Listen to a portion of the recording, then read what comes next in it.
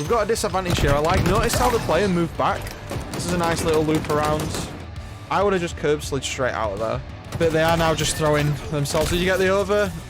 What's up, guys? Welcome back once again to a VOD review on my channel. So today we're looking at CTF on Aquarius. This is about Diamond 1. So if you're on that Platinum to Diamond sort of crossing stage, this is going to be a great match for you to look at. We're going to drop in straight here with the startup. So looking for anyone to go over, getting shots on the beginning, you really want to make sure you do that. Getting the thrust is important, so you want to make sure that you are picking up the thrust. It's very overpowered on this map. You can see a lot of pro players, they almost prioritize it.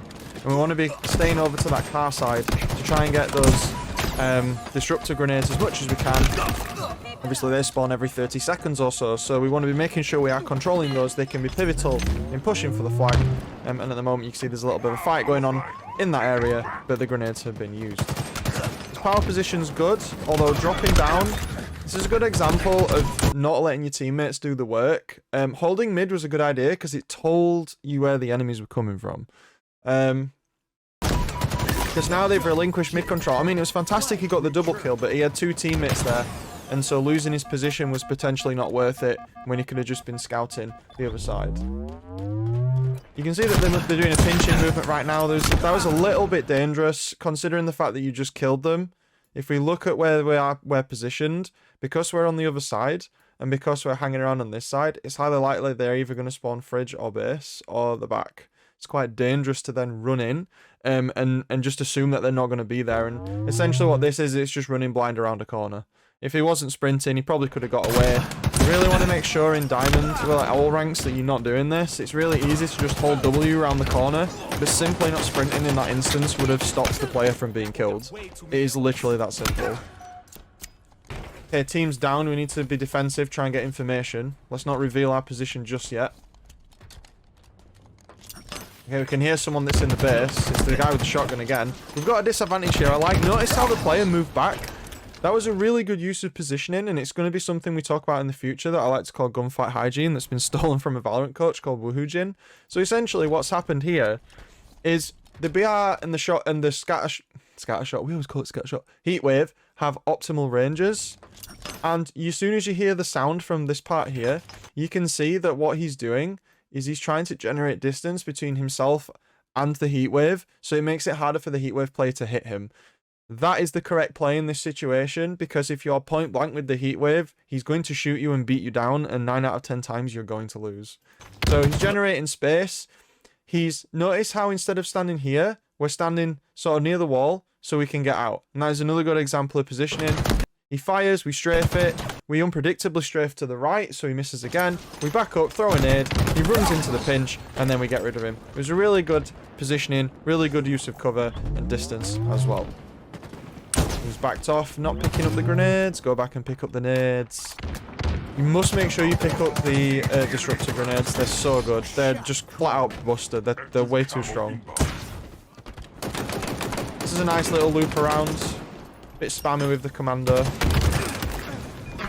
Nice little pinch action. And it doesn't matter that the flagpole was dead. One of the things that a lot of people sort of don't think about is the fact that, you know, not all flagpoles need to result in a flag cap. Sometimes the flagpole is failed. You just deal with it and you move on. Don't try and salvage a dead flagpole because you might put yourself in a bad situation. Bit of strafing here. Aimed a little bit high. If we're going to carry on with the idea of how to gunfight in this game here, if we just look at that gunfight again, I would say the crosshairs may be a little high here. You see there, we miss a shot on that side. I mean, aiming a little lower, especially if you're on controller. If you aim sort of like here, then you've got the biggest area of mass, so your crosshair's less likely to move because of the friction that you get. So it's just a little high here. I think that might be because of the floor and how that's interacted. You can see some correction there with the right stick, which is good. You do want to make sure you do corrections on the right stick. A lot of players obsessed with left stick, and while that is strong and infinite, right stick is also used a lot at higher levels. And so we're going to do some more stuff on that in the future. This was a nice flank. Now is the time to run the flag. They're going to spawn fridge because if you look where his team is, he's getting shot from fridge.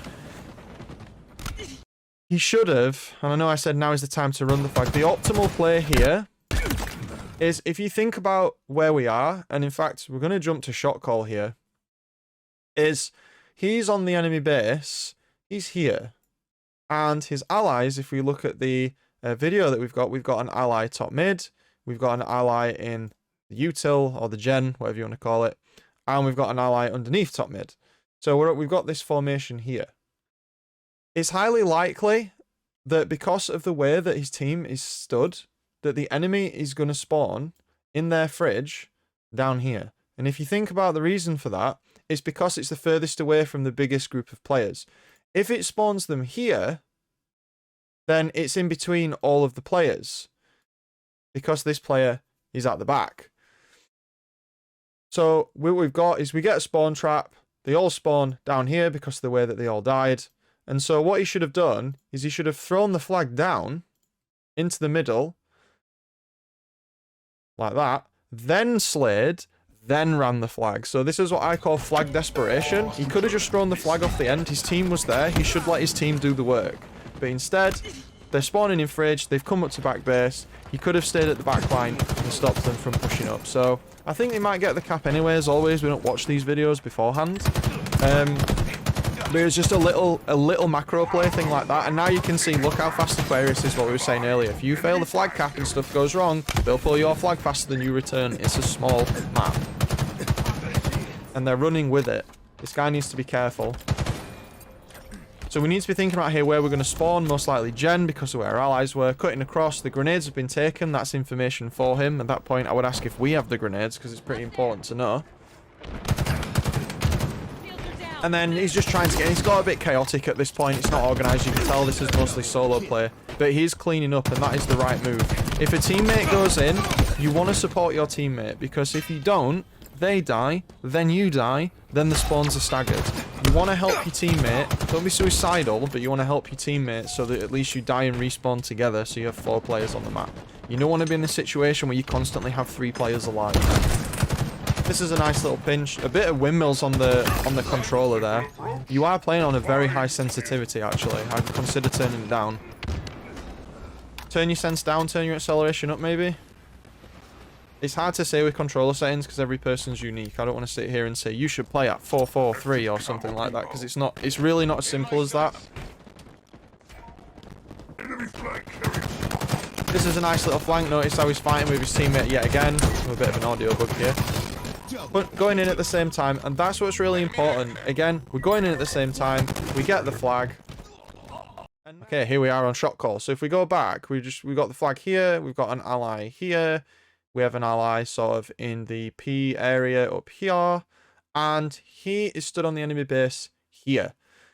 If we look at where the enemies are, based on the map we've got here, then we've got this scenario where the furthest place that the enemies will spawn are in fact in the Gen area because of the way that his team is organised.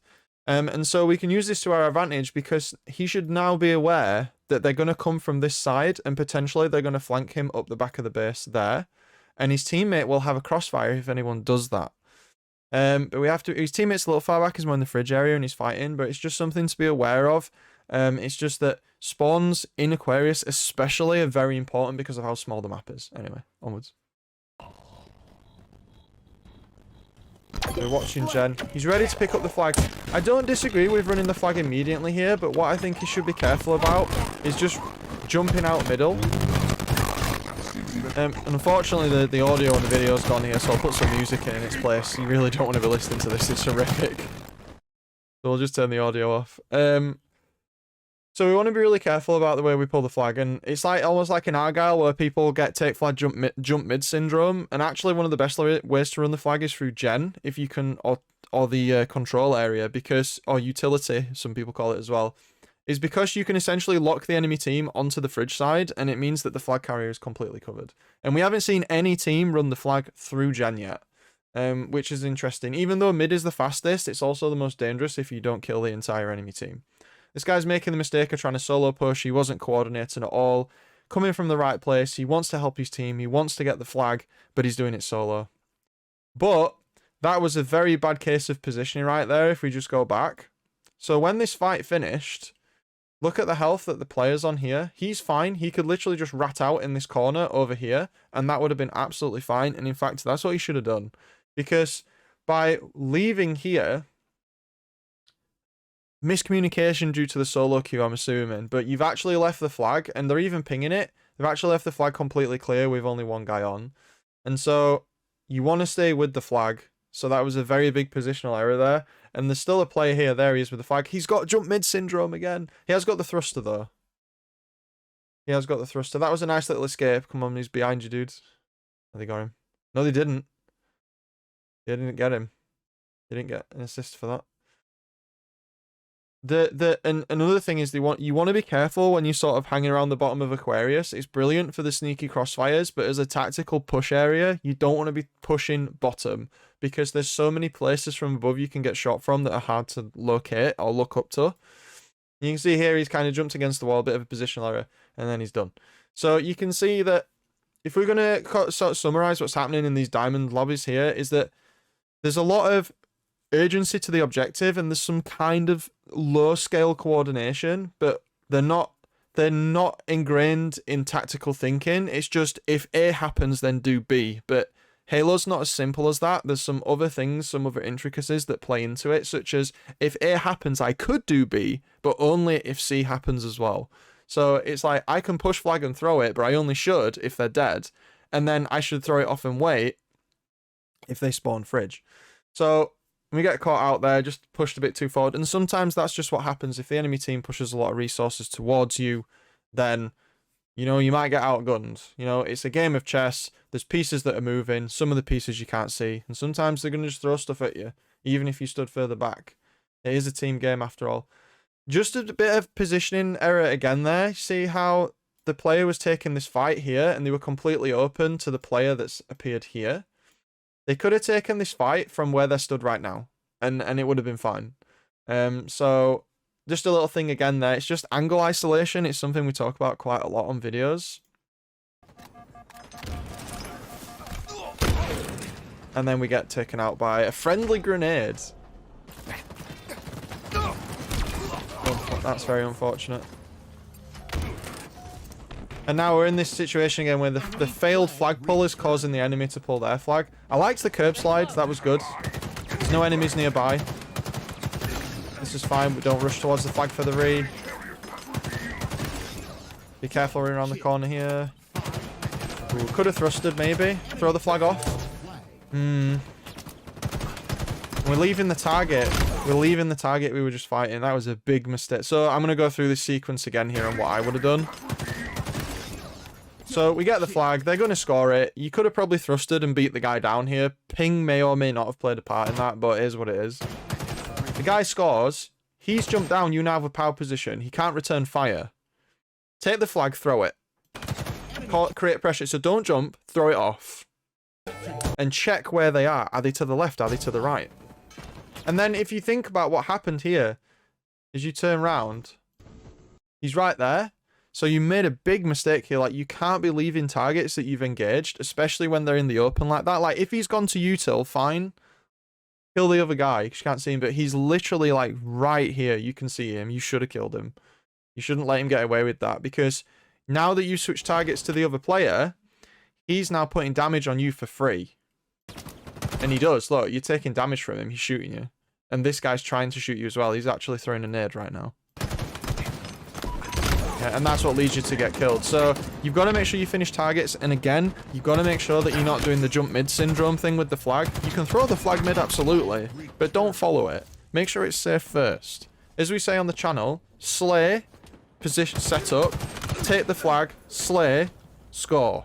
Yeah, and we've done shorts on it this week as well. You always want to make sure that you're not desperate pulling the flag. And you can bait, and you can take the sides of the map to bait the team so you can get flags sneakily. But it takes a high amount of coordination that you don't really see in Platinum and Diamond 1. It's easy to do in a full pre-made, that's for sure. That was a bit of angle isolation there. So the guy came around the corner. How did you get that? That guy just did what you did. Nice 4-shot though. So I'm just not checking angles again. Desperate in the flag. It's tied up at the moment because both teams are sort of trying to play together, but neither team is coordinating pushes. Like, this push for camo is incredibly desperate, and you did burn it, but it was an unnecessary death. You didn't need to do that. Because if we go back again, if you go back and look at what's happening here, as soon as you see that player there, and he throws the nade like this nade is 100% going here. I would have just curb slid straight out of there.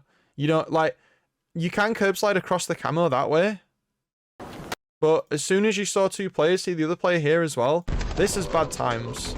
So you did curb slide to get the camo and try to escape, but there was never a scenario where you were really going to get away with that. And, you know, it's like oddball at higher ranks. You fight over the objective, you don't necessarily have to force a pickup of the objective. Because they have your flag as well. And so dying at this point when they have your flag is really, really bad. Okay, we've got 3 minutes left in this game. What's going to go down? Okay, taking some mid control. And at this point, you want to hold top mid for your team. And that's what you're doing, so that's the right thing to do. Keep looking, try to find, put some crossfire on. Isolating the angle from that player. So that was really good. But now you've dropped down and you didn't need to. You're not letting your team do the work. You tried to get the flag. And if you held position, you wouldn't have died. But now, do you see how the spawn rotation's coming in? So it's like, you kill one, they kill one. The guy spawns at the back of the base, you kill... And this is what I was talking about earlier. We get this weird spawn rotation. This flag run should be mostly done. Yeah, this flag run's done. Or I'm wrong, it's not done. Or is it done? Who knows? But there's too much desperation. At this point in the game where Aquarius is so small, this type of desperation is what leads to flag caps from the other team. You should slay out first, and if the flag's chalked, it's chalked. Just leave it. I mean, they get the flagpole, but in a coordinated group at higher ranks, they would not have got this flagpole. So I'll eat my words if someone proves me wrong, but there was just so much momentum from the other team. Instead of trying to stem the bleeding, they were just running full force straight into the fight. And you don't need to do that. Yeah, that's one dead. Nice use of the thruster. Look how much you're windmilling. Let's just look. I know we keep going back over aim in this, and you have had some times where you've had really, like this aim here, that's all left stick aim. If you're not aware, what you should be doing is when a target's strafing left and right, it should always be left stick only. Yeah? If a target starts jumping and crouching, then you can use small corrections with the right stick. So if we slow this fight down here, we thrust, which is good. We've not used any right stick yet, but now we have to correct. And look, when we correct with the right stick, look how much you overcorrected. You were here and you overcorrected to here. So what this is suggesting is either the acceleration's too high, the dead zones are too low, or the sensitivity itself is too high. And I get this was quite a high pressure scenario, but that is a huge overcorrection of aim that's not needed. Additionally, if this guy wants to fight you, he has to peek out, and you're still traveling this way, so you don't need to correct any further. And you saw... See what and there we go. So you corrected to the left there. So if we just go back very slightly, we don't normally do aim stuff on this channel, but we go back. There's the correction to the left there, and then we kind of go above him. We kind of do this motion with the stick, and then because we're moving down and this way, the reticule is going to go down in that way too. So it's going to end up roughly where he's going to stand. But then you see you do another correction where you sort of do this. So there are times where corrections with the stick, oh wow, you massively overcorrect like that. There are times where corrections with right stick are not required. And in this case, this is a bad fight for you to be in anyway. Oh my god, so much. So much overcorrection. So just be careful with the overcorrection there. We're all over the windmilling all over the place. I think it's just panic. But yeah, you need to turn your sense dead zones or acceleration down, because it was very clear you were. But then you do stuff like that. It's consistency. So I think you need to look at your sense. You know, higher sense isn't necessarily always better. That was a nice little right stick correction there. You were using right stick there, but you could have just aimed and left sticked him though. Again. Right, we've got so here. This is an important moment. Let's just go. Here we are. So let's have a look at shot call then. And essentially what we've got in this scenario here is we are all on top of the enemy base. Here. And we are in gen. We are here. And then we also have an ally in the back of the enemy base as well. Sort of here. So what this means, if we think about the spawn zones in this map, we've got... Do it in red. Whoops. So we've got the gen area, we've got the front of the base area, we've got the back of the base area, and we've got sort of the pink/fridge area for spawning. Because of where your teammates are stood, they ain't going to spawn gen. They ain't going to spawn the back of the base, and they're most likely not going to spawn at the front of the base either because it's too close. This means that we're highly likely to get a fridge spawn in this scenario. So somebody, one of these players here, should be looking towards fridge. Does anybody do it? Seize the enemy flag. Heartland, full heart. The others are at fridge. You can hear the gunshots.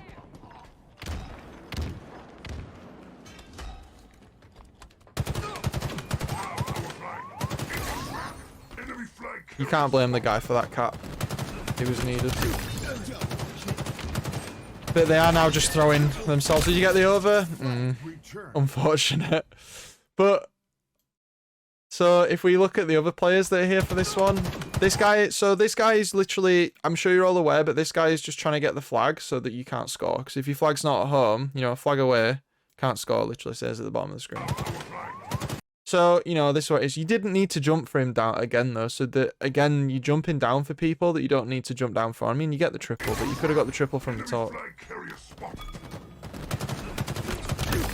This is okay.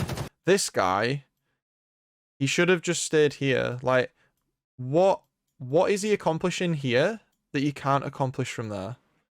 And he's completely open here. Like, wherever he lands, he's just dead. There's nothing he can do. So again, this is that thing where, like, you see a lot of people do it. They sort of just blindly jump over railings. And I'm not saying this guy's death single-handedly loses them the game. They're down 2-1 already.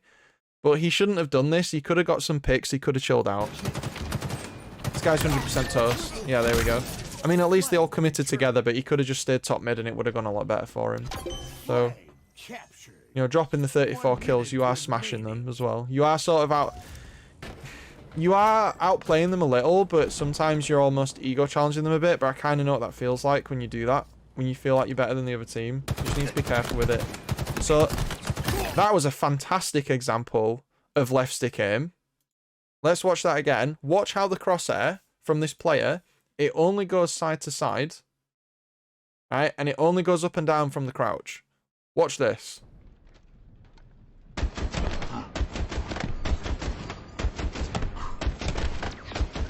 Yeah, there was a little bit of right stick correction to get the headshot, but that was a good example of left stick aim.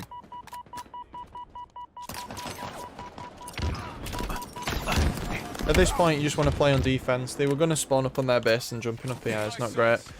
You guys don't have to force anything right now. You can literally just sit in your base and you've won the game. They're going to throw themselves at you hardcore here. Yeah, and that should be the end of the match, essentially. Because even if this guy gets the flag, you've still got an ally up and you're respawning soon, and then they have to cap it again. So the game's essentially over. I think you've realised that because you've stopped moving. Yeah. So, my thoughts on this game. I think as a player, for sure, you're playing at a rank that's probably a little lower than where you are. I think that was demonstrated through your aim in some cases and also through positioning in some cases. I think there was a little bit of ego going on because you kind of knew that. But at the same time, I think that there are still rooms for improvement, and I think especially sometimes you are taking positions of power, but then you're flat out just ego challenging the opponents. Like you're relinquishing a position of power that you don't need to. And sort of that is very sort of mid to low platinum style gameplay that I think for someone that's dropping 37 kills, you shouldn't really be doing that. And I also think that in some cases you could, because you are clearly the more skilled gunfighter on your team, you could have used that as an opportunity to almost manipulate and block spawns a little bit. And if you find that you're able to reliably do that when you're solo queuing, your rank will increase massively. Because if you can't carry your team by doing the objective, you can carry your team by making it easier for them to kill the other team, by making the other team spawn in a bad location. So that was this match for today. I don't usually like to review stomps, but I think sometimes it can be important to highlight mistakes that you're making, even if you're winning. So if you enjoyed this video, please leave a like. If you want to see more videos like this, then check out the rest on the channel, and consider subscribing if there's something that's really up your street. But in the meantime, this has been Vanadam, guys, and I'll see you in the next one. So see you later.